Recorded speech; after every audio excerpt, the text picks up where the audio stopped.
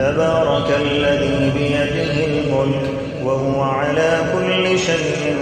قدير الذي خلق الموت والحياة ليبلوكم أيكم أحسن عملا وهو العزيز الغفور الذي خلق 7 سماوات طباقا ما ترى في خلق الرحمن من تفاوت فرجع البصر هل ترى من فطور ثم ارجع البصر كرتين ينقلب إليك البصر خاسئا وهو حسير ولقد زينا السماء الدنيا